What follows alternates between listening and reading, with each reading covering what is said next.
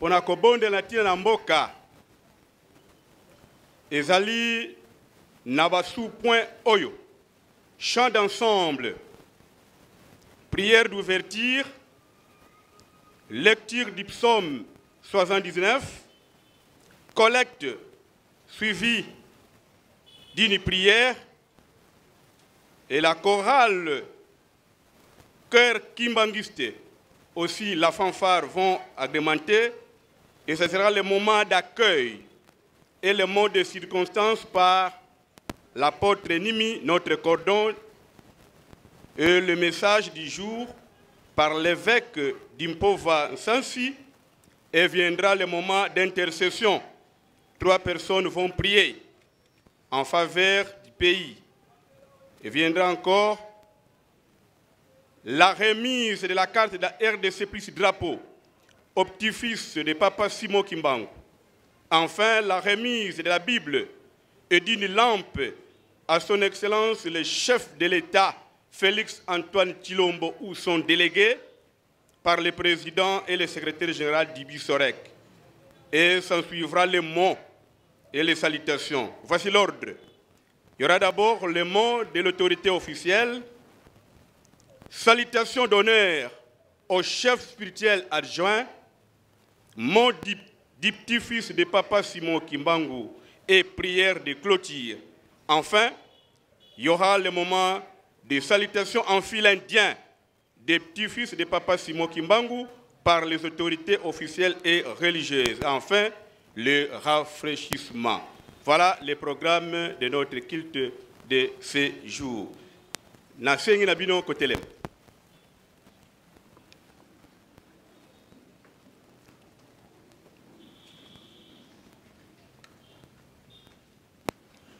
Tozali nanu kozongisa merci na nkolo na patience ya moko na moko. Ezali tango ya nzambe yango esengeli tozala kaka patient. Merci na persévérance na bino. Lingala 90 90. Yakozala malamu soki bandeko na biso ya fanfare bakosunga biso. Tika toko sanjola. Tika toko sanjola. C'est connu? Tika toko sanjola, kolona boboto nzambiye. Ngolupe mawanae, akota nisaka moi, ponaba to awa nzambiye. Ngolupe mawanae, kolonkolo a kole isaka, bisona biloko benzambiye. Ongolupe mawanae, wana kotamboli akoba telakan nzambiye nzambiye koumela ngolupe mawanae kati kati pe na pasibe ye atiki biso nzambiye nzambiye koumela ngolupe mawanae. boye boye toko sanjola kolona boboto nzambiye ngolupe mawana ye tovani na biso nde tozali kobenga Maman Chantal pour la prière d'ouverture. Pana tondi kombo na yo na netoli yo poto za mala poto za bolingo. Papa to ekate sika oyo kata makanisi na biso te na volonté na biso te kata bolingo na yo. Yondo ebaki etelelo to kozala kate sika oyo.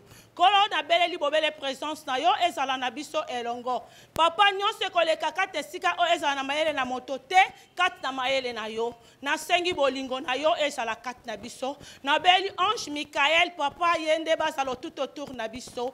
Na beli Thomas Simon Kimbango azala elongo na biso. Papa yonde zala e bandeli pe suka na biso. Na monelo ko ngai na koloba te po yondo yeba ke to kozala kate sika oyo so sila ki ko bongisa nyonso ya biso papa na ngai. Na zonsika kalokumu kembo masansoli epai na yo na nyonso koleka kate sika oyo na kombo na bino misato tata mwana pe momo santo amen. Pona kotangela biso psaume 79. Révérend héritage, elles ont profané ton saint temple. Elles ont fait de Jérusalem un monceau de pierres. Elles ont livré les cadavres de tes serviteurs en pâture aux oiseaux du ciel, la chair de tes fidèles aux bêtes de la terre. Elles ont versé leur sang comme de l'eau tout autour de Jérusalem, et il n'y a eu personne pour les enterrer. Nous sommes devenus un objet d'opprobre pour nos voisins, de moquerie et de risée pour ceux qui nous entourent. Jusqu'à quand, Éternel, t'irriteras-tu sans cesse et ta colère s'embrasera-t-elle comme le feu? Répands ta fureur sur les nations qui ne te connaissent pas et sur les royaumes qui n'invoquent pas ton nom. Car on a dévoré Jacob et ravagé sa demeure. Ne te souviens plus de nos iniquités passées.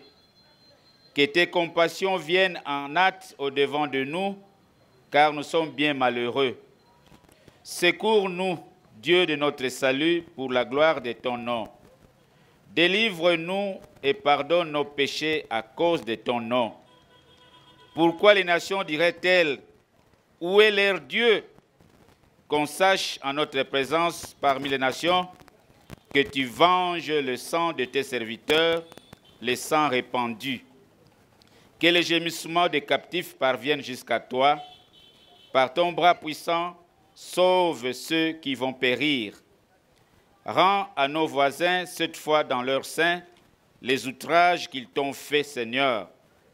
Et nous, ton peuple, les troupeaux de ton pâturage, nous célébrerons éternellement, de génération en génération, nous publierons tes louanges. Amen.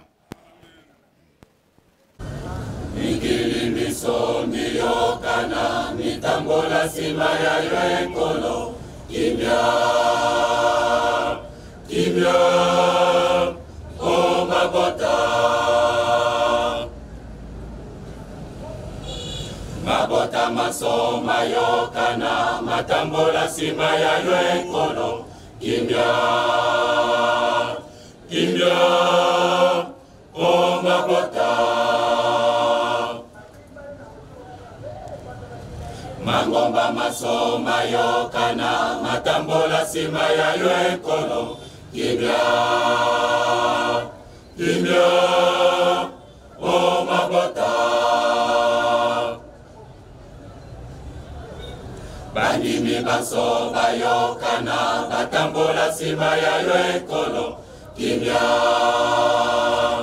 kimya o mabota kitisa kimya o mabota machali kolela na yo mayeba yo solo kolo kitakati na biso mabota mabota mabota mayebete yonzambe ojali bomoi mabota mabota mabota mayebete yonzambe ojali bomoi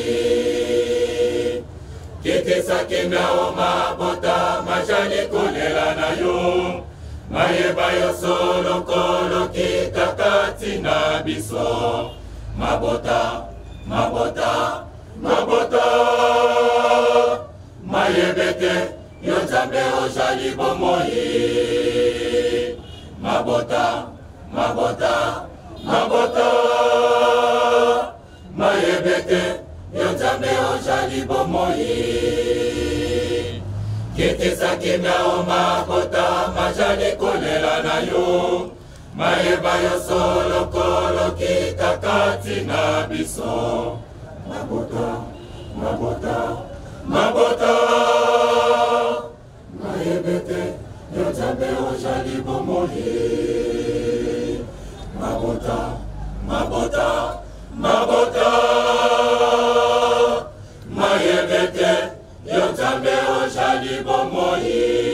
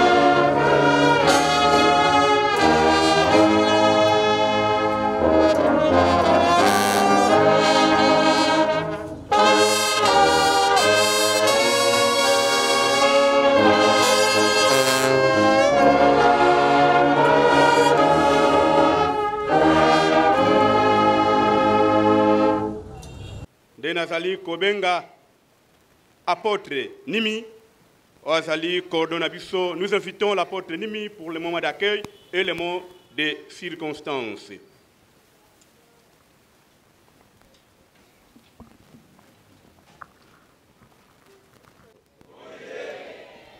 Kimbangiste oye! Kimbangiste oye!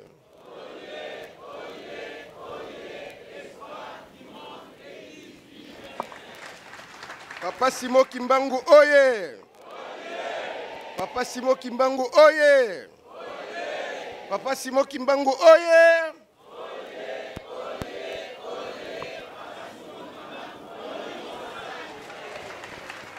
Je vous remercie. Na tango epusani makasi toko kende musika mingi te. Tobandela rapidement na ba papa représentant nyonso tozali awa na ba représentant ya l'église de réveil toza na ba représentant ba communauté protestante toza pe na ba anglican tozana ba représentant ya ba Pevalongo, tozana ba représentant ya ba église ya Bukoko bandimaka Yesu te, tozana ba Ngunza bino nyonso boteli mambala moko topesa bino mbote.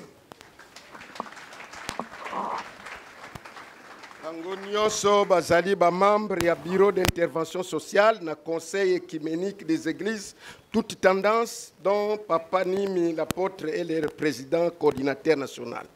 Obetili bango maboko lisusu encore. En plus Papa conseiller principal et chef de l'État en matière sociale, bien-être et santé.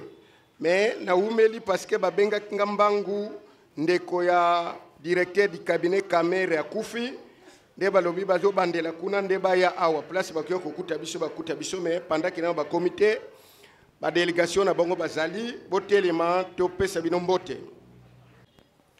Yenge Muzulu Kimbangiste oye. Toko koma na mot de circonstance voto elatant. Mot de circonstance à l'occasion de la célébration du culte spécial de prière pour la paix en RDC et du 61e anniversaire des martyrs de l'indépendance de notre pays, tombé le 4 janvier 1959. Excellences, honorables, leurs éminents chefs spirituels adjoints de l'église kimbangiste 26=1 à Kinshasa Ngiringiri. Éminents chefs des distinguées églises membres de la plateforme Bissorek ici présents, révérends pasteurs et cadres ecclésiastiques de l'église kimbangiste, messieurs les bourgmestres de la commune de Ngiringiri ou son représentant, mesdames, messieurs, distingués invités, bonjour. Au nom du Père, du Fils et du Saint-Esprit, c'est avec beaucoup de respect et d'honneur que nous venons remercier d'abord l'Éternel notre Dieu pour nous avoir donné cette opportunité de nous retrouver en ces lieux saints.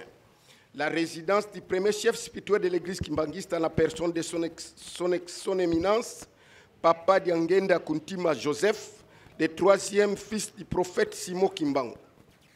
Ceci pour célébrer un grand culte spécial pour la paix en RDC et méditer en mémoire du 61e anniversaire des martyrs de l'indépendance de notre pays tombé le 4 janvier 1959, pendant que Papa Simon Kimbangu est premier martyr de l'indépendance de notre pays, dont nous demandons à l'Assemblée d'observer une minute de silence à leur mémoire. Mettez-nous debout, s'il vous plaît.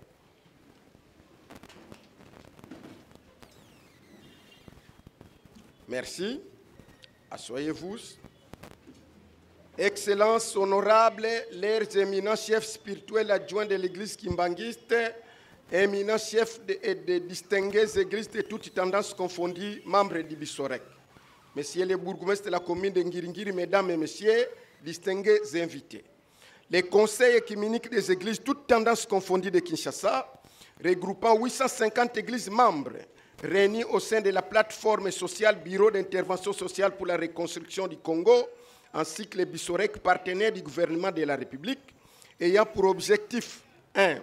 De regrouper les églises toutes tendances confondues de Kinshasa et de l'intérieur du pays, afin de les impliquer dans les actions de l'autoprise en charge de la lutte contre la pauvreté, le chômage, la faim par des projets de développement communautaire. 2.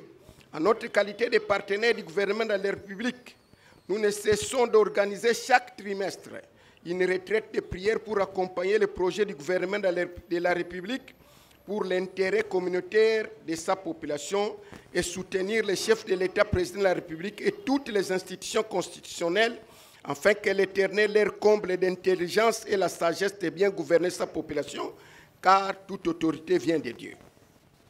C'est dans ce contexte que nous avons organisé la retraite de 15 jours pour la clôture de l'année 2019 et intercédé pour que l'Éternel facilite la paix, la fin de la guerre à l'est de la République qui a trop duré.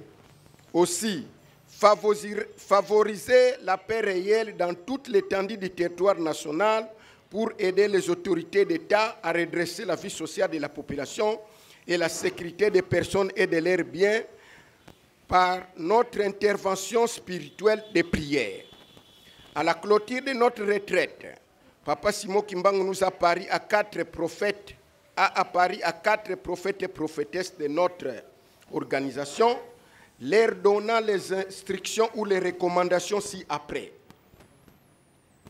Ensemble avec Jésus-Christ et Dieu le Créateur, ils écoutent vos prières, mais votre pays traverse de multiples malédictions que vous devez effacer par des prières de demande de pardon.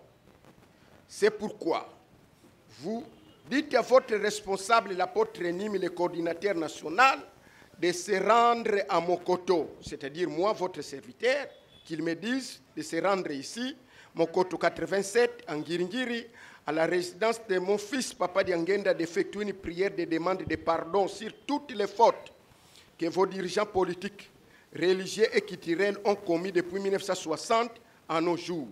Car il n'y a pas l'amour du prochain entre vos dirigeants politiques. Chacun privilégie ses intérêts personnels. Ils s'entretient entre eux pour des courses au pouvoir. Le pays est envoûté par des dieux étrangers et Dieu n'écoute pas vos prières.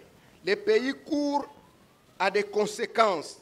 Il y a des guerres, des différentes pestes, la pauvreté, la faim, le chômage, les accidents de véhicules, des avions, des noyades et des baleinières, car les dieux étrangers qui vous gèrent, les occultistes, ont besoin à tout moment de sacrifices humains. Sur ce, revenez à votre Dieu et demandez pardon. Dieu va exaucer vos prières, car la RDC est un pays saint et prophétique de telle manière que le savant Franck Fanon avait déclaré, je cite, « L'Afrique a la forme d'un revolver, mais la gâchette se trouve en RDC. Cette gâchette, c'est la force spirituelle de Papa Simon Kimbangu. » Donc je demande à l'Assemblée d'applaudir très fort.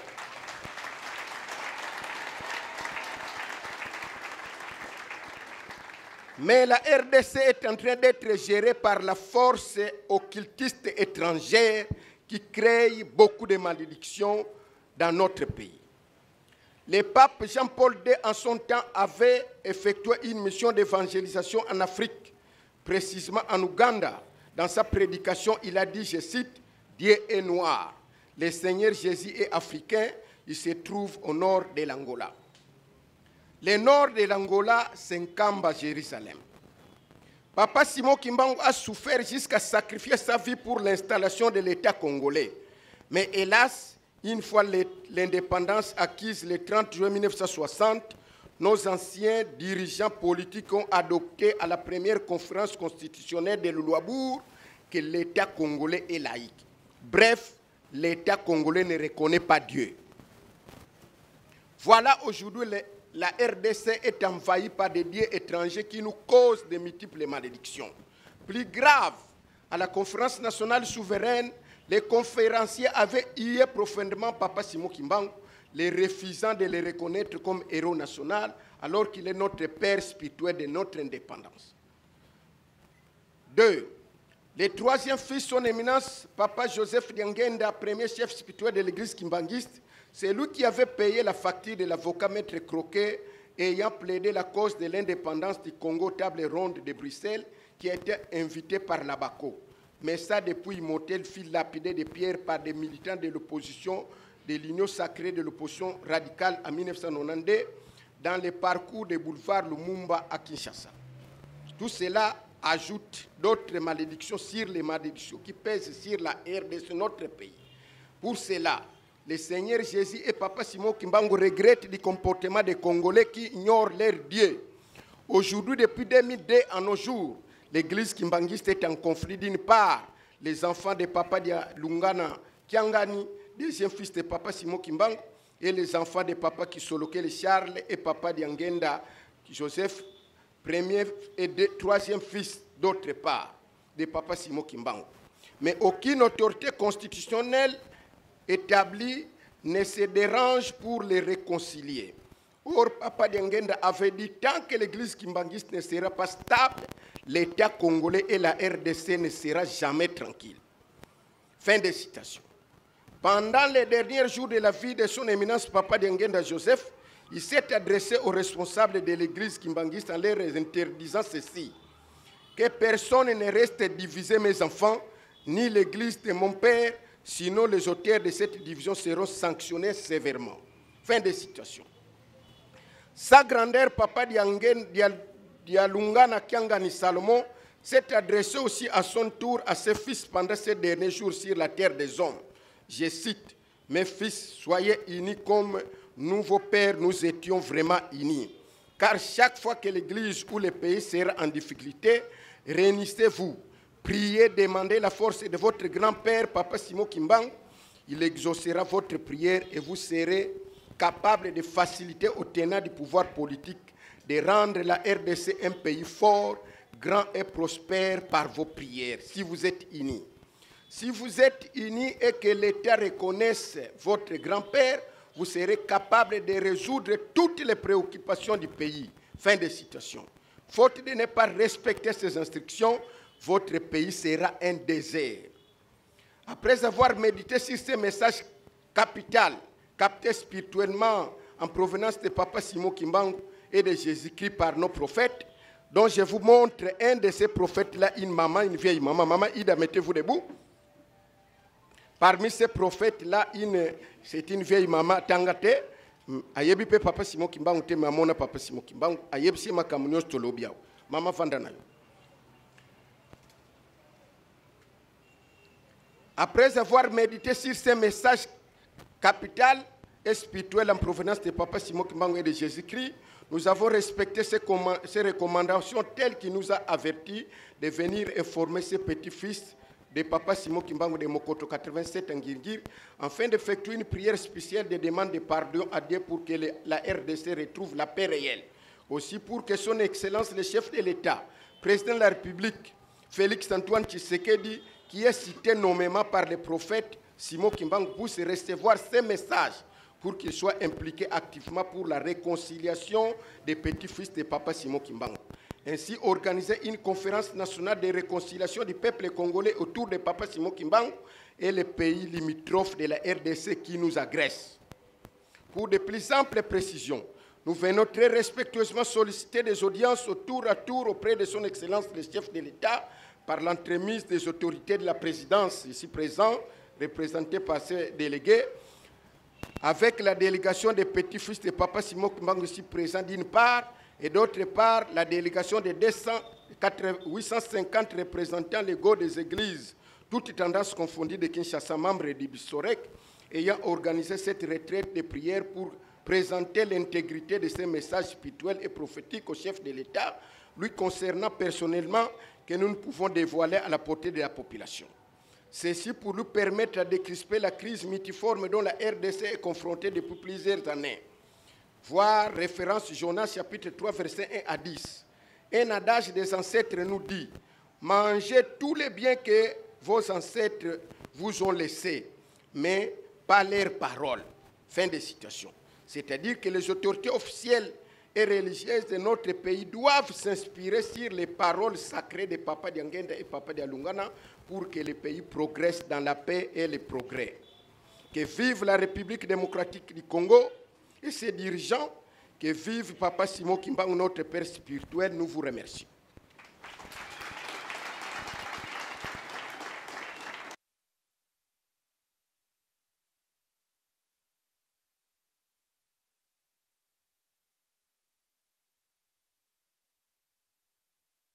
Évêque du bon français aussi pour la lecture de la somme. Ô Dieu, ne reste pas dans le silence, ne te tais pas, ne te repose pas, ô Dieu. Car voici tes ennemis s'agitent, ceux qui te haïssent lèvent la tête. Ils forment contre ton peuple le projet plein de ruses. Ils délibèrent contre ceux que tu protèges. Venez, disent-ils, exterminons-les du milieu des nations, et qu'on ne se souvienne plus du nom d'Israël. Ils se concertent tous d'un même cœur. Ils font une alliance contre toi. Les tentes d'Édom et les Ismaélites, Maob, les Agamariennes, Gebal, Ammon, Amalek, les Philistins et les habitants de Tyr. La Syrie aussi se joint à eux. Il prête son bras aux enfants de Lot. Traite-le comme mendiants, comme Sésira, comme Jabin au torrent de Kisson. Ils ont été détruits à Den-Or. Ils sont devenus du fumier pour la terre. Traite leurs chefs comme Oreb et Zeb, et tous leurs princes comme Zébac et Tchalmona. Car ils disent, emparons-nous de demeure de Dieu.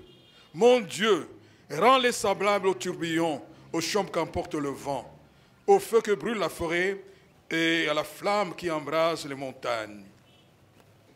Poursuis-les ainsi de ta tempête, fais-les trembler par ton ouragan, couvre leur face d'ignominie, afin qu'ils cherchent ton nom, ô Éternel. Qu'ils soient confus et épouvantés pour toujours, qu'ils soient honteux et qu'ils périssent, qu'ils sachent que c'est toi seul dont le nom est l'Éternel. Tu es le Très-Haut sur la toute la terre. Amen.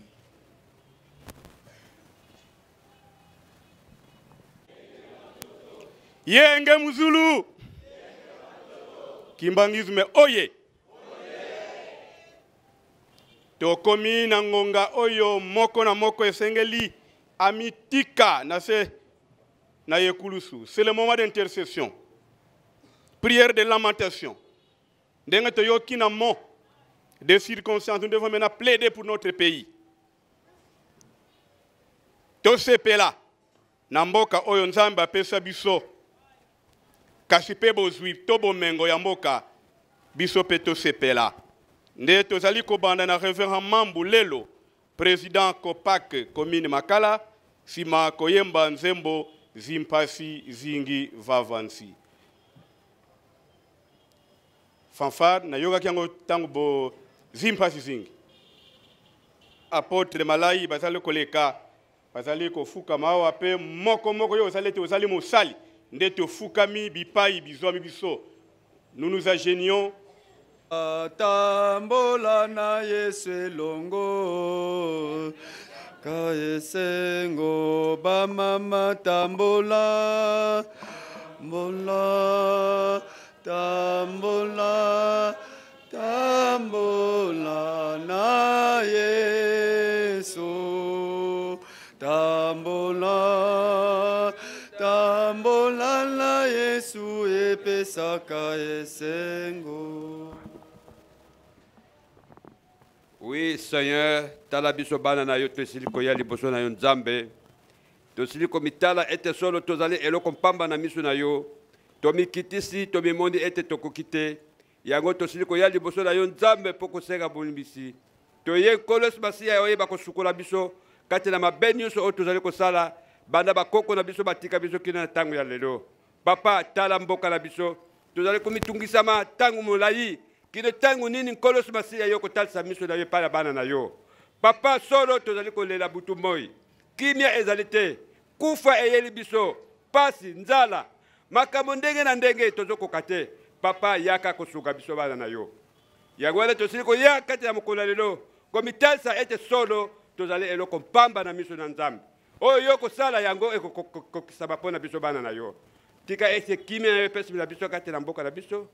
Na komo na bilmisa tutatama na pe musongo musanga Zimpasi zingi vavanza male matwete mona ngamanza ngameto mada danga owi zawako sade saedo peve wiza do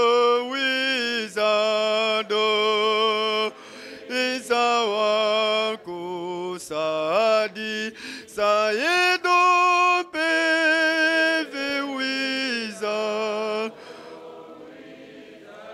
do izawako sadi twete mona ngabide mobieti monika o wiza wako sadi saedo peve wiza do wiza wako sadi saedo wiza do kosadisa. Asia tala biso bapate bayo toye kosangana awa lelo esika oyo Tata Simon Kimbangu oyo yo ponamaki na ntina na nguya ya Molimo Mosantu oyo batumbaki bino elongo na mama Kimpavita na ntina ete Molimo Mosantu oyo ezwamaki kati na mokili oyo yango Tata Simon Kimbangu tosenge pai na yo tolele pai na yo esengeli ete biso na mboka Kongo bayeba ete Molimo Mosantu ekitaki pai na yo osalaki mosala ndenge longo banaki yo nde moto sengaki indépendance ya yambo esika ya ba Belge pour la libération tango bakangaki le roi Albert Ier oyo na Allemagne balingaki baboma ye Tata Kimbangu yo kendaki kuna olongolaki na libulu ya boloko wana kinozongisaki na mboka Belgique yango Tata Kimbangu pona nini mboka na biso ezali na pasi na misère tika ete bakonzi pe ya mboka oyo bayeba ete Tata Kimbangu yondo ozali mopakolami yondo ozali moponami tika ete Molimo Mosantu oyo belelaki ekita na mboka Congo libération et salama katikati na mboka Congo tika ete mokano oyo tikaki kokisama na kombo ya Tata mwana Molimo Mosantu amen.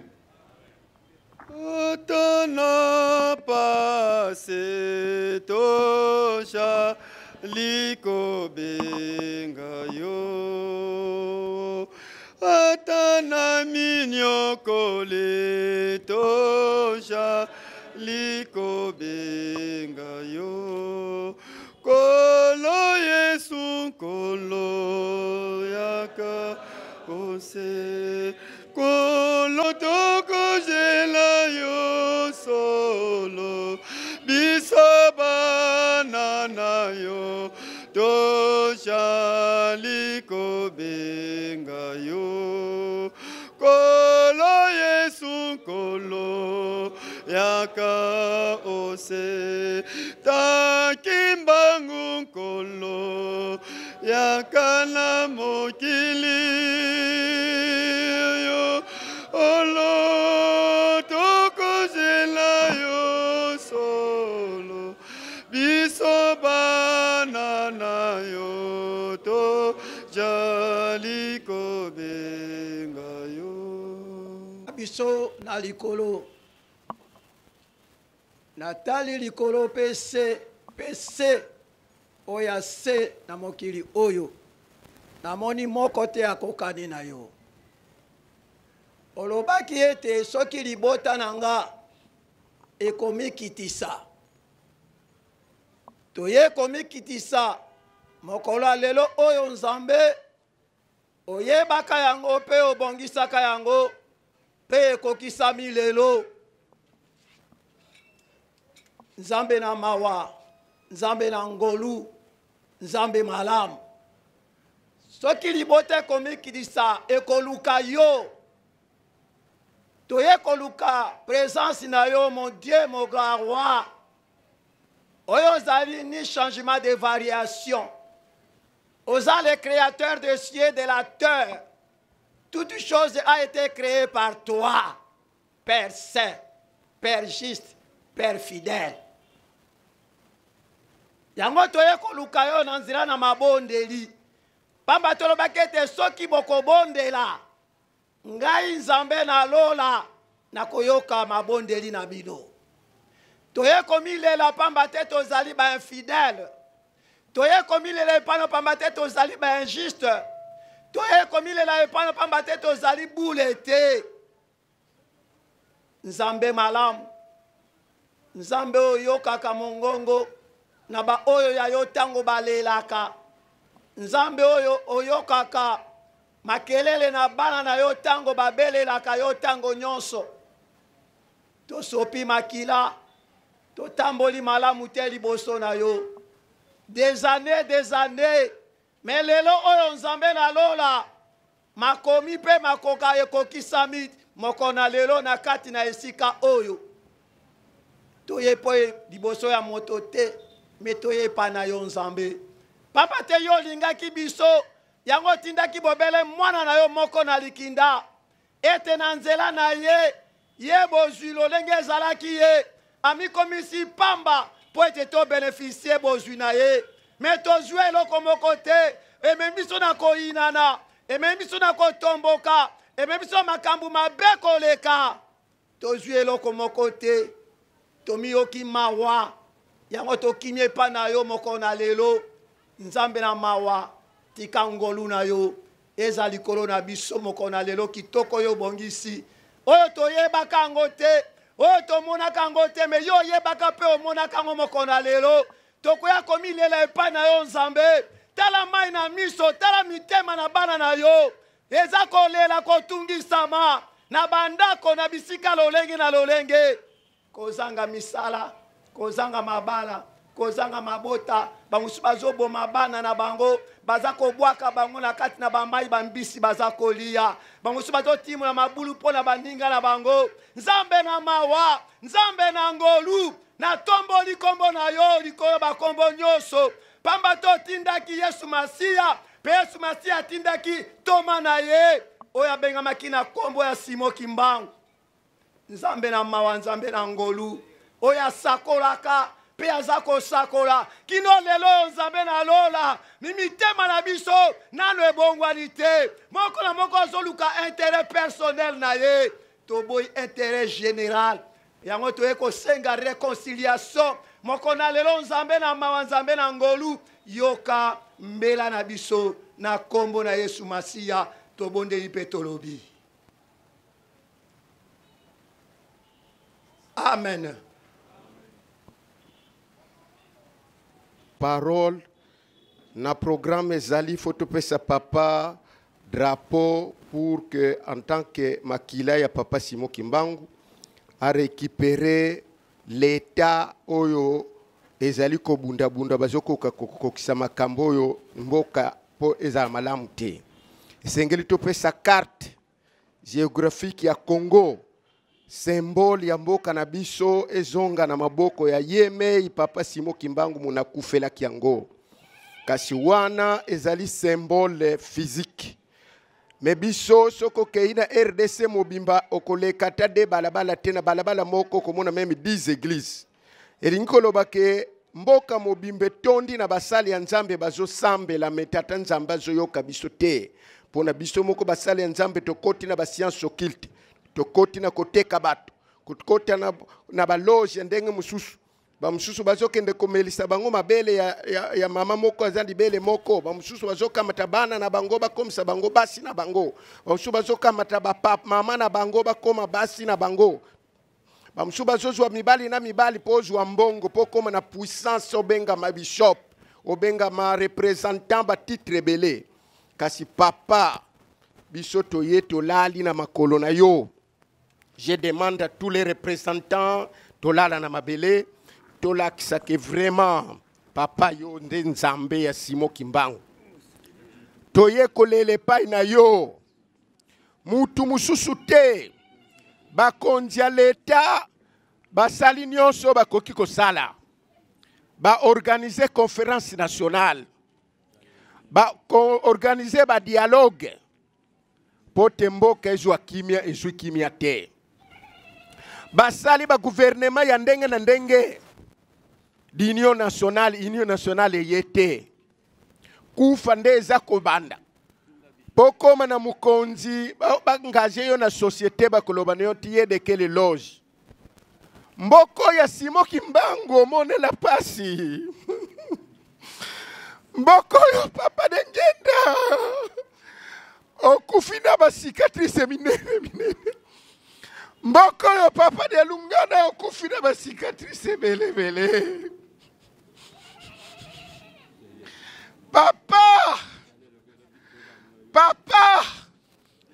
papa awande dismututu ayaki epana yo papa de ngende kosenga pote Afrique du Sud ezwa bosomi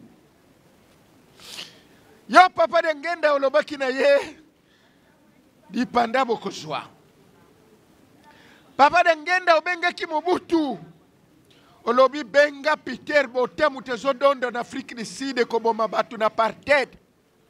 Loba na ye soki a libere Mandela tena koboma ye. Abenga kie na Guadeloupe. Apesi ordre a santete ake akufi. Déclare qu'il a eu pouvoir. Papa de ngenda lobi suna Mobutu benga ye loba ne maloba na loba kina yo. Abengi na Guadeloupe apesi ordre. Peke libere Mandela.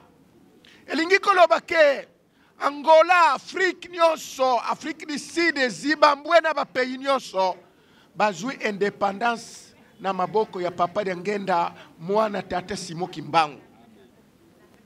Biso toye awa sika ya zali. Papa yokele biso mawa. Kwe isaba sianso kilte na mboka oyo yo. Simba fimbu na yo sukisaki grama rabu. Papa Simon Kimbangu sili saba ndoki nyonso na kimiala. Papa ozotala timu kolonini. Soko za ndoki te. Soko zonganga te. Soko za sianso kilte te kuzwa musala te kobonga te. Papa tozana liboso ya papa kisolokele diangenda Charles. O azaliko represente papa kisolokele na papa diangenda. Mama Micheline kiaku balobi kiaku kiangani. Papa bolele la biso. Kimia eya na mboka. Bolele la biso. Pote tangu tokopesa rapport na mokonza mboka atosa. Kwe isaba sianso kite kwe isabi loko nyose mabe.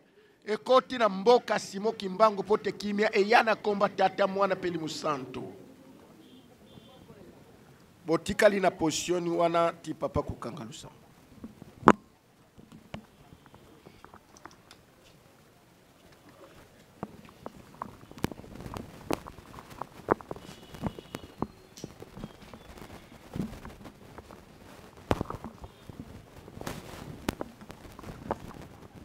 Tobondelo.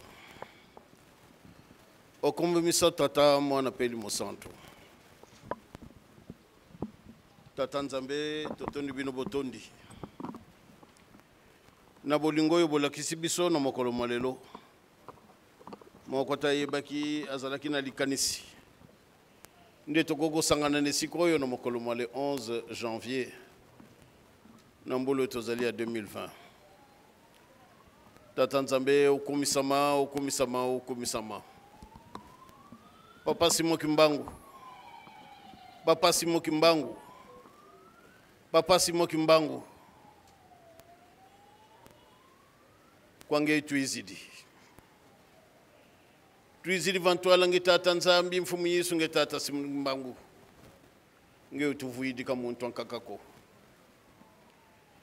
Papa nge widi bisambu biyo kila fuluki yaki. Bana baku balomele. Tulomele kwange tata Nzambi mfumu Yesu nge tata Mwanda.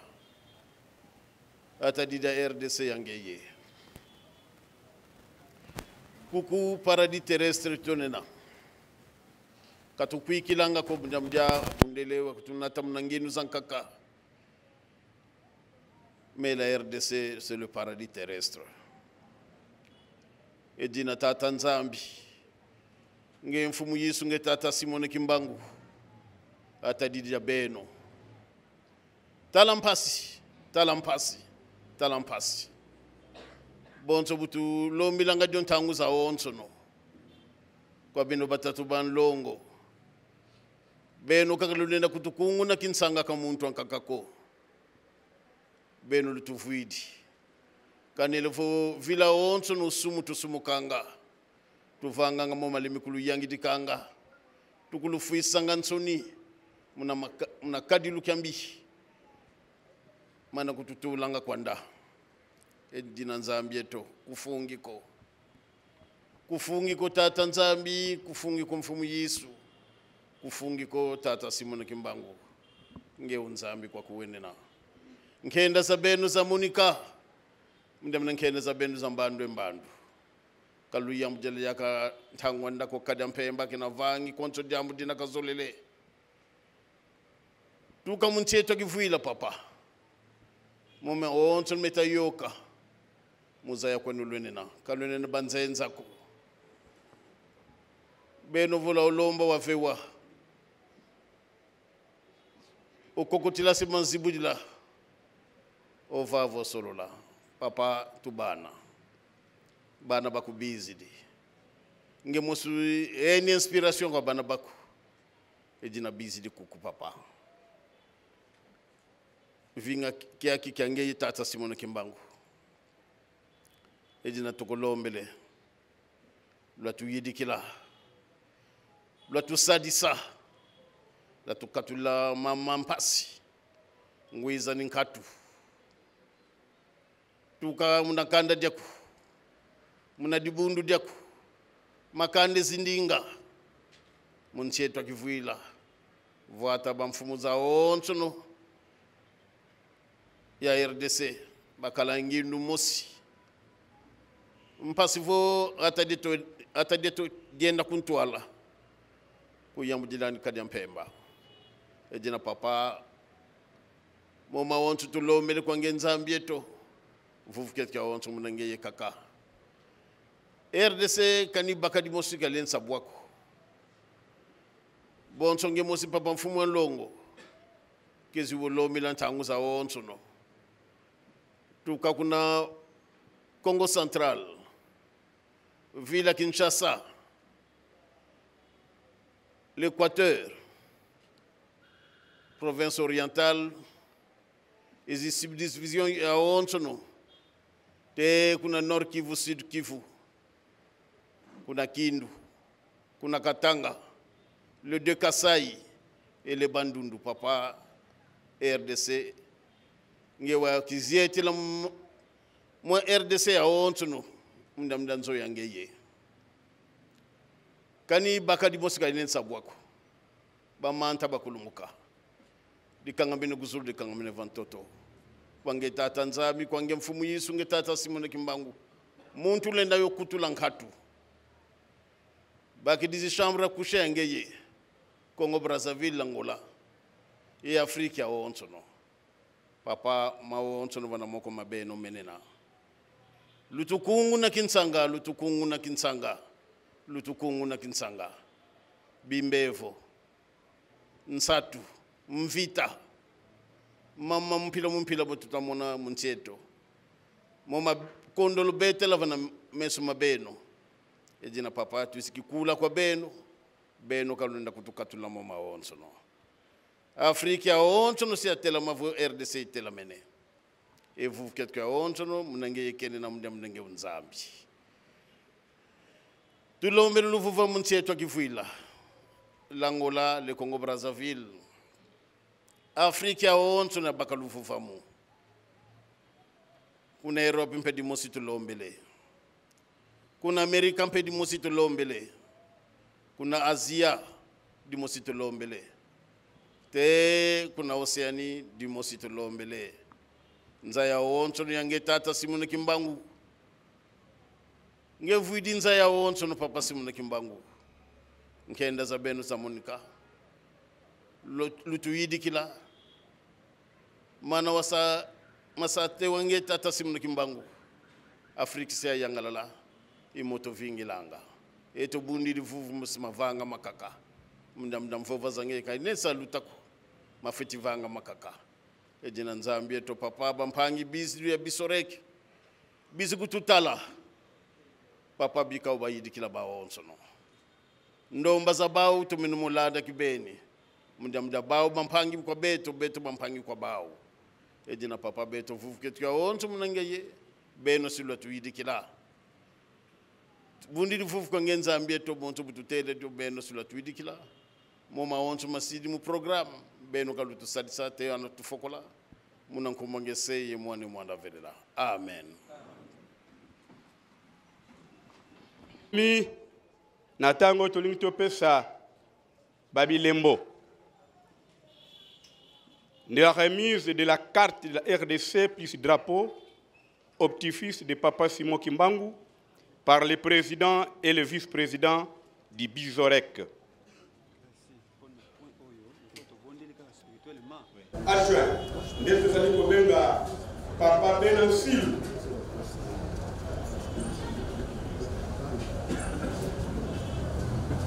Merci, papa.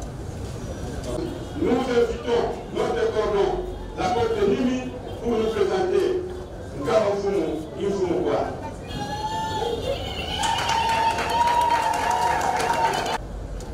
Présidence Yatindi, Moko Katawakable Naye, mais Bazaki na mwana nita pour matanga ya miko ya directeur du cabinet Kamere, mais akomi quand même.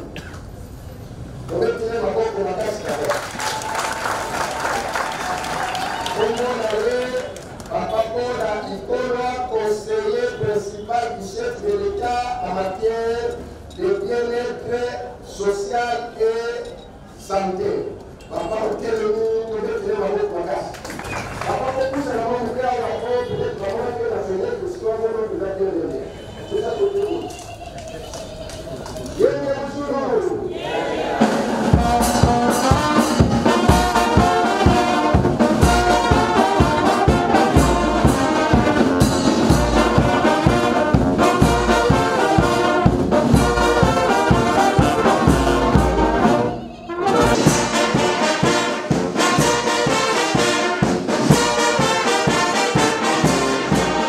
Communauté nyoso mais na kati ya communauté na biso ndenge tomoni que moi ba lien monsieur Sezali ba incompréhension monsieur Sezali il faut tout ça la makasi bana ba koko ya Simo Kimbangu bazala na contact na ye tukubunda makasi pona ba démarche wana ba solola pona ba lien nyoso ya mike wana kata na tokende na développement. Ndemuke nalinga na loba na bino sur programme wana ya chef de l'État bomoni ndinga zali pembeni na biso ndinga zali pembeni na bino ndinga zali pembeni ya bomoto ya congolais. Nous avons dit et na kombo ya Nzambe na kombo ya chef de l'État na remercier bino nyos. Ndako yambaka bapaya te ezalaka bien te mais soki bozali koyamba bapaya na bandeko ndezali elembo malamu. Wana tango epusani mingi toko procéder directement na kotelemisa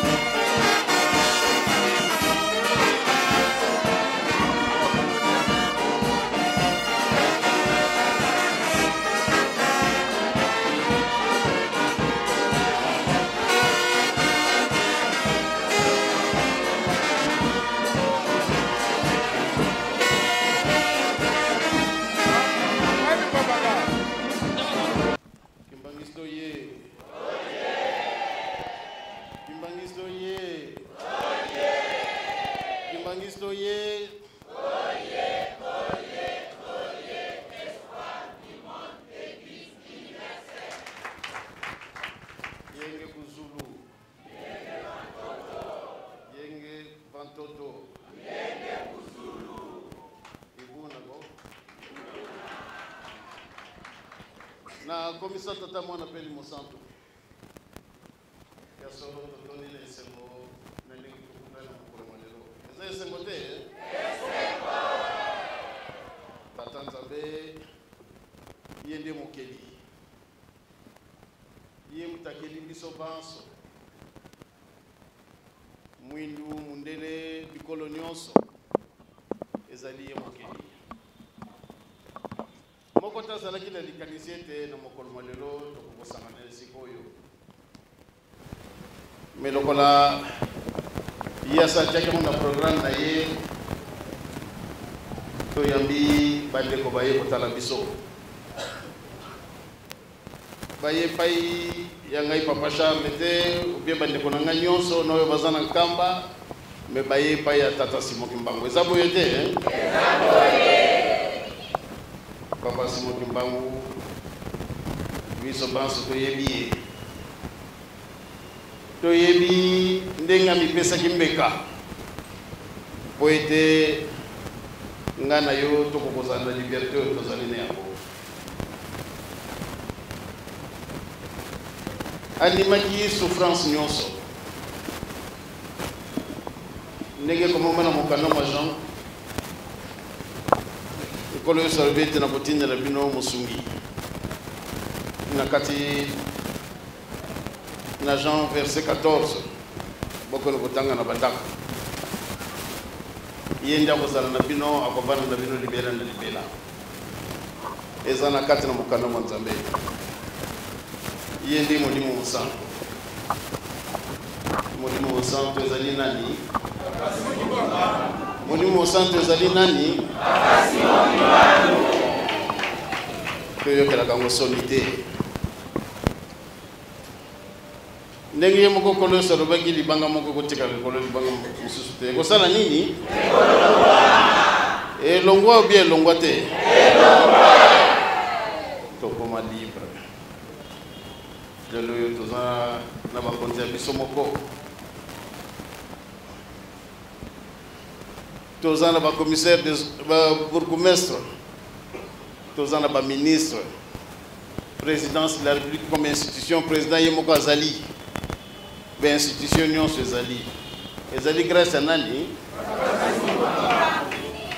ya solo ntango mosusu tokomona lokola likambo lokuta mais en 1989 toyambaka Desmond Tutu papa Bena azali présent na centre d'accueil ayaki komona papa Mfumu Alongo mais papa Mfumu Alongo azalaki na Nkamba basolola na Desmond Tutu na fomi asengaki likambo abito kozala kaka boye bakolibere Mandela te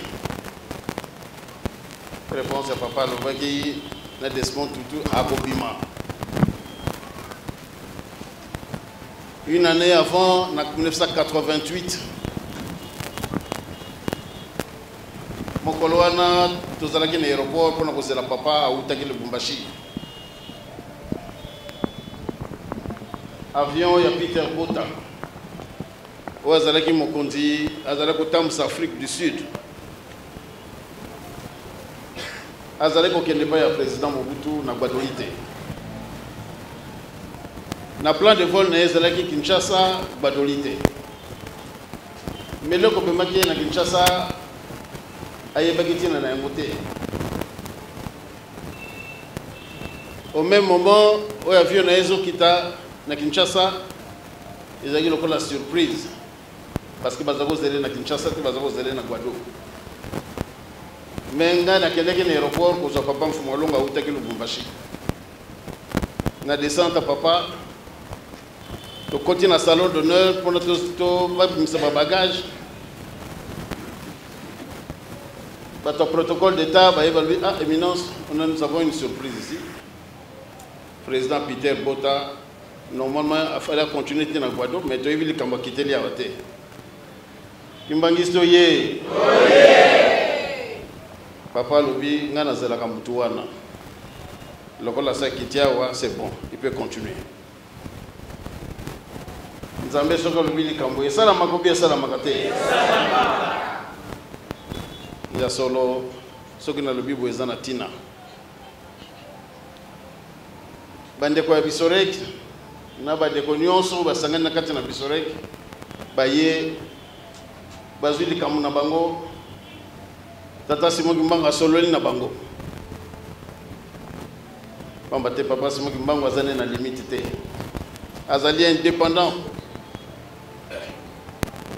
akotala ka muto ya sepeli na ye aye alobi apesi likambo na ye akei apesi likambo na bandeko na ba mama prophétesse bazali wana biso tozalaki na agenda na biso ezalaki prévité kitokutana na lelo mais Nzambe soki asali likambo asali likambo na ye ezali hasard te yango wana na bandeko bino boye kotala biso na biso moto yambi bino na komba papa Simon Kimbangu biso banso tozala mutu moko biso banso tozala mutu moko na kosenga na biso na etamboli na biso banso tozala mutu moko na kati na bolingo na mibeko na misala nzamba kobosa na biso te na oyo esalami lelo nzamba akozala indifférent te akoyokela biso kaka mawa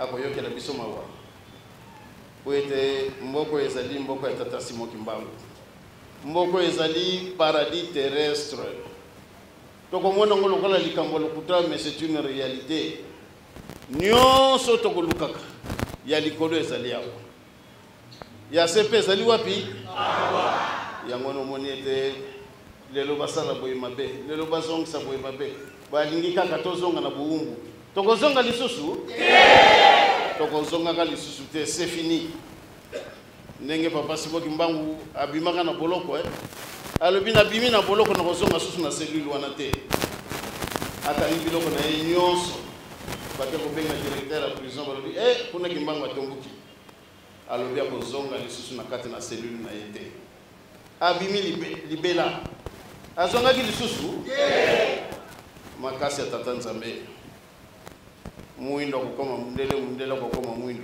esalama bi esalama te esalama ya moto zali ko vivre balingi kaka tozala sous remorque ya balinga au moment Nzambe sapesi biso nyonso me balingi kaka tozala sous remorque ya balinga tokozonga susu na boumbu boumbu c'est fini yango na mboka ezali ya biso ezali ya biso banso mboka tata Simon Kimbangu toute l'Afrique appartient à papa Simon Kimbangu tobetana na papa Simon Kimbangu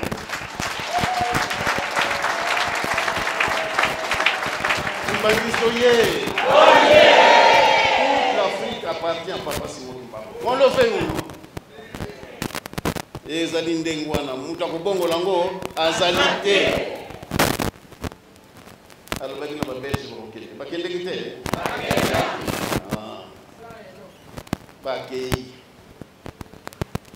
avant l'indépendance baye kopesa personnalité civile na église Kimbangu bosambela na bino ndenge bolingi tata na bino en tout cas azalaki mutu mosusu avant l'indépendance bamonaki ni bamonaki makasi ya papa Simon Kimbangu asali tour à RDC nyonso azingi yango tout en étant prisonnier au moins bakangi na azana prison à Buta azana Buta ta sa commune na boma mais Kimbangu finalement azandenge nini atamboli ba province nyonso dans chaque province bazo détenir histoire à papa Simon Kimbangu au moins retourne on ambula ni alikaki au moins dans 1937 1928 mais 1928 azalaki déjà wapi azalaki déjà na kati ya prison mais il était libre spirituellement physiquement aussi il était libre mais soka ndimaki aza na boloko ayebi likambo nini azali kosala na 1947 nkolo yesu alobi na ye Kimbangu ezonga na yo abite na kosukisa contrat na ngai ndenge kosinaki yango esalamaki bi esalamaki te ti na 1951 ale atiki mokili oyo mboko ezali tokoko koleka likolo na ye te fo tose refere kaka na ye pamba te ntango eza mokuse nde tokoka korevele makambo mwa mingi ya mboko oyo eloko tokosenga na biso manso tolinga mboka na biso pamba te ezali kado ya ye moko tata Nzambe ya ye moko nkolo Yesu papa Simon Kimbangu ezali kado na bango lokola ezali kado na bango to néglige mboka na biso te tozala na bolingo makasi biso nyonso totia Nzambe na biso liboso ntango totie papa Simon Kimbangu liboso tolandi ndenge bazali kosengela biso na bolingo na mibeko na misala nakanisi mboko oyo mboka moko te na mokili ezali te pamba te compétence ezali tozala na nyonso compétence spirituelle ezali nyonso tozali na yango mayele ezali mais eloko nini ezozanga papa momononga mpele toluka liboso kokonzibwa likolo manso esala nini ndenge papa simokimbango abetaki kaka sete na likambo cherchez d'abord le royaume des cieux et le reste vous serez donné de surcroît na bolingo na mibeko na misala na makambo na misato tozwi oyo nyonso tozali komonela pasi na mboka oyo nzambe azali nzambe ya zuwa comme c'est écrit dans la Bible nzambe azali nzambe ya zuwa ntango yo okamati nzambe ya mosusu oke koluka ye plus loin okomona ye imbangiso ye soki yo oke koluka nzambe mosusu libanda kuna akoyoka yo te yango wana tozala makasi toza na référence na biso ezali papa Simon Kimbangu na oyo batikeli biso orientation nyonso bapesaki biso tosalela yango alobi ete soki na libota na ngai kimia ezali te na lingomba kimia kozala alobi soki kimia na lingomba na ngai ezali te na mokili kimia kozala tozali komona yango wana biso tozali kokangama toujours na réconciliation ya libota ya bana ya bakoko papa Simon Kimbangu ezali obligatoire kimbangiso ye esalama bia esalama te ekosalama kolala kolamuka satana koleka nzambe te tozowela makambo mokili te bato bawelelaka bomengo bakendeke wapi biso tokende na tribunal te tozali kolela na ye tata nzambe na nkolo papa Simon Kimbangu silesela biso likambo oyo po ete lingomba na yo ezwa kimia po ete mokili na yo ezwa kimia eza boye te tokangama kaka na mabondeli tata nzambe akopesa biso nyonso ezali tozala na bobangi bwa nzambe mpona nini ye ngai te alokamati momutu okobeta pam ozwi basopesi na yo pam okamati biloko mabe osali kaka po ete ndoko na yo kapasi wana eza bizaleli bana na nzambe tozwa bizaleli wana te tozala bizaleli wana te yango wana bana bapasi mokimangu bandeko na biso nyonso ndenge bazali kuna tosepeli me tozala likanisi moko oyo tobandi ekosepelisa biso mpe boke mpe bosali mpe na papa Simon eza likambo mabe te ntango biso tozwi mokanda totangi tobi balingi mpona likambo oyo baya ndako ya tata ezalaka ya kokangama te ekozalaka ndenge nini ekozala kaka ya kofungwana mpona pamba te foto yamba bato banso quelque soit leur foto yamba bato banso yango wana tosepeli ya mingi ndenge boye ndako porte na biso eza ya kofungwana ntango nyonso boye na bino oke tokumisa tata nzambe tokumisa nkolo yesu tokumisa tata Simon Kimbangu eza boye te nde toza makasi na mabondeli tolinga nzambe tolinga mboka oyo boyoki ndenge représentant ya président de la république alobi awa manso alobi tolandi na bokebi ebongi tosuka kimi eza na mboka oyo parce que soki kimi ezali te développement ekozalaka te soki kimi ezali te développement ekozalaka te développement ekozala te pamba te kimi ezali te yango wana tosenga kimia makasi na tata nzambe na nkolo yesu na papa Simon Kimbangu ndenge moko papa Mfumu Alongo alobaki na biso na le 24 mars 1992 alobi soki bino nyonso bozali esika moko c'est-à-dire bandeko na nga nyonso ya libota ya papa Kisoloke ya papa Jalungano ya papa Ngenda tovandi esika moko eloko nyonso tokosenga na tata na biso na koko na bino akopesa bino yango kimbangiso ye yango nde omoni moyina alingi te tozala mabota nyonso bisala esika moko me biso tolobaki ezala linya papa kisorokele papa kengele naza pe kuna sur pe na kamba bazali ko kanisa yango mokonza zali kuna te alobi ete unité nazali kolobela mo bandani biso te to balola maloba te alobi longo nde biso ne foto te ya mokili biso nde tokangami na likambo biso nde toyebi likambo mboka oyo yango wana mabondi po ete tozala esika moko mboka ezala libéré spirituellement makambo nyonso ezala libéré tokendenge na profondeur na makasi te koluka diamant toteka milimo ya bato te po ete tozwa diamant nyonso eza nango soki nzambe amoni boye akangi yango nani pamba te amoni ke tocomprendre nanu te bomengo nyonso mboka ezali me nzambe abomi yango parce que tocomprendre yango nanu te ndenge balobi na biso ya cherche d'abord le royaume des cieux et le reste vous serez donné de surcroît. Voilà le nœud de problème. Tango tokokoma na niveau wana te ekomeli biso pasi yango wana biso banso ezali bana papa Simon Kimbangu RDC nyonso ezali papa Simon Kimbangu l'Angola ezali papa Simon Congo Brazzaville ils ont toute l'Afrique ezali papa Simon Kimbangu yango wana tokoaccompagner bato nyonso oyo bazosala makambo malamu tokoaccompagner bango le président de la République alansaki alobi makambo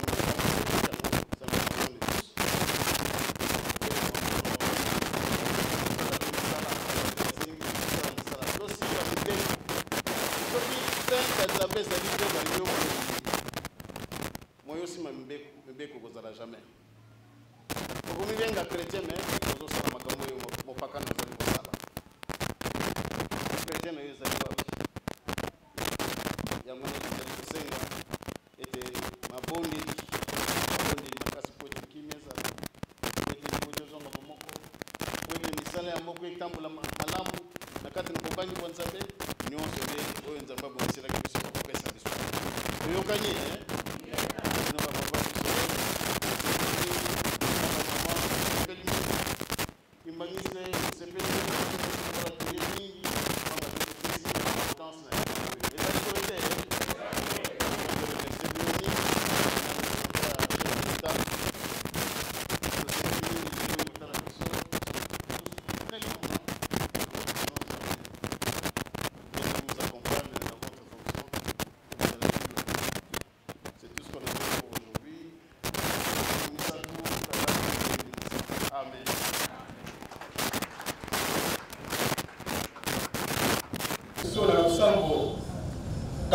Papa, toujours papa qui clôture notre programme.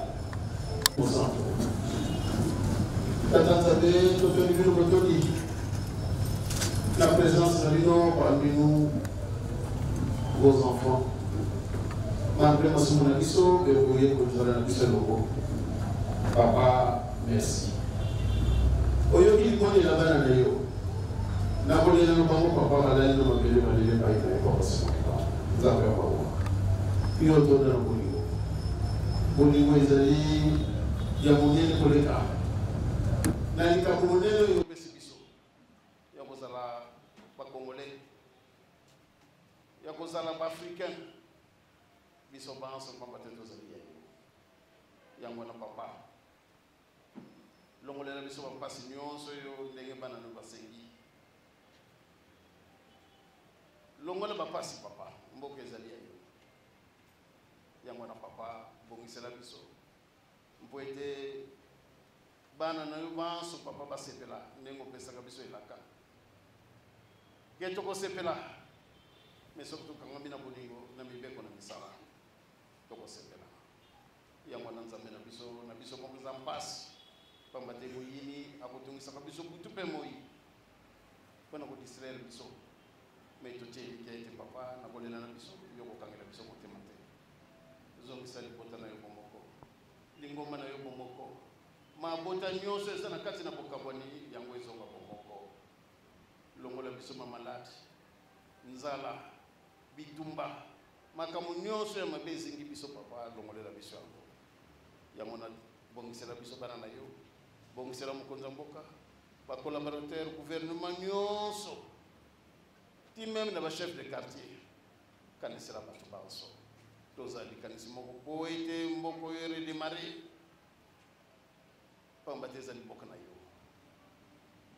pesa impulsion mosusu na mboka oyo yango wana nzambe na biso eleki ezali pai na yo mboka oyo ata eteni ndamu ya mabele ya mboka oyo ekolongwa te ekotikala mobimba pamba te yoso osalaki tour ya RDC mobimba oso olobaki yango mboka oyo ekokabwana te ekokabwanaka ata ndambo akutu ata yo te ya pamba ya mabele ekolongwa te yango wana papa bobongisela biso bosalisa biso bolakisa biso mawa na bino botiaki bien na bozongi na mwana moko na ndako na ye pambola biso banso tokende na mwa eloko oyo kovanda na biso na kati na mitema oyo tozwi awa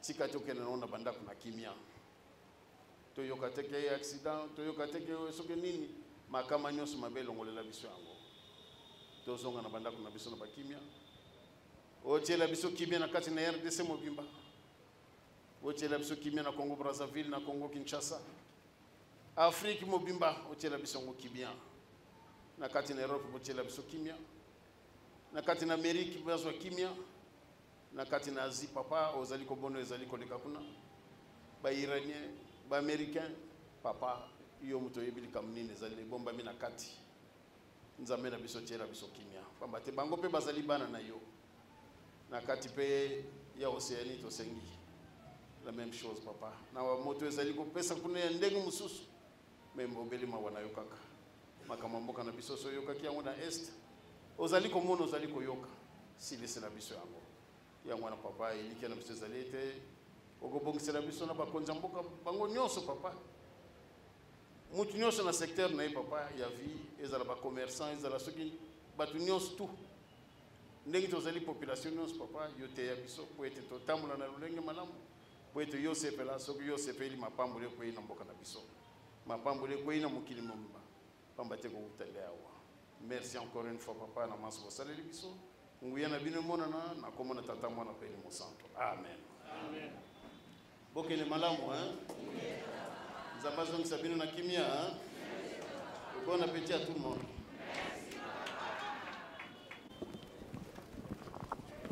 Programme na biso ekomi na suka kasi kopesa mbote.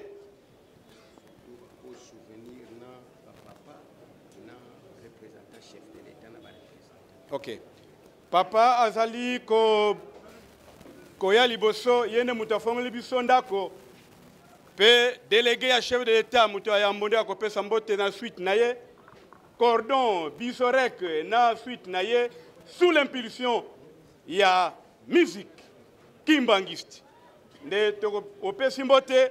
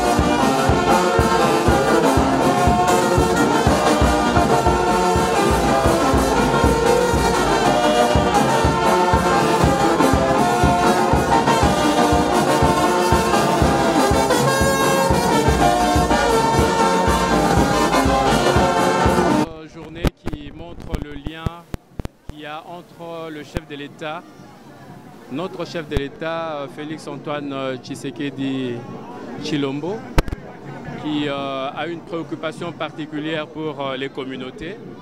Aujourd'hui, dans le cadre des confessions religieuses, nous avons participé à cette grande manifestation avec l'église kimbanguiste.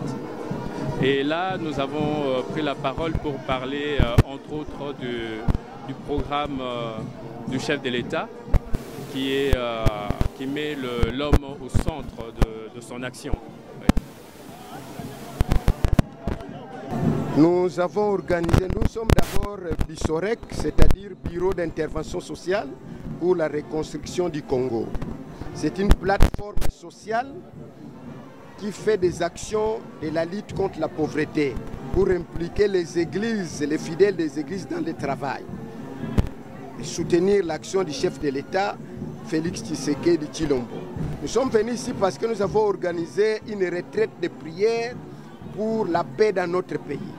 Mais il s'est fait que la vieille prophétesse Mama Ida et d'autres prophètes ont reçu la vision de Papa Simon Kimbangu, qui nous a recommandé d'aller chez mes petits-fils à Mokoto 87, demander pardon pour tous les crimes, les fautes qu'on a commis par les anciens politiciens, dirigeants politiques depuis 1960 jusqu'à ce jour. Les responsables religieux, culturels, les chefs coutumiers, qui fait que le pays traverse une situation de malédiction. Pour que nous venions demander pardon parce que les petits-fils de Simon Kimbangu, ce sont des représentants dédiés par le sang de Simon Kimbangu. Papa Simon Kimbangu est le Moïse des Congolais ou de l'homme noir. C'est pourquoi nous sommes venus exécuter l'ordre de Papa Simon Kimbangu. Nous avons des églises de réveil, nous avons les églises anglicanes, nous avons les églises catholiques libérales, nous avons les Pevalongo, les Ngunza, les communautés protestantes. Tout le monde sommes unis pour venir exécuter cet ordre-là dédié, afin que le pays soit tranquille, afin que nous puissions soutenir ceux qui gouvernent, les présidents de la République, les Sénats, les parlements, les gouvernements, et tout le monde, pour qu'ils se retrouvent, que leurs décisions puissent donner l'importance à la population. Oui, nous sommes très contents parce que c'est Dieu qui nous l'a donné. Nous sommes très contents de ça et nous croyons à Papa Simon Kimbangu qui va accomplir ce que nous venons de demander. Un mot aux autorités. Les autorités doivent tout faire pour réconcilier les petits-fils de Simon Kimbangu.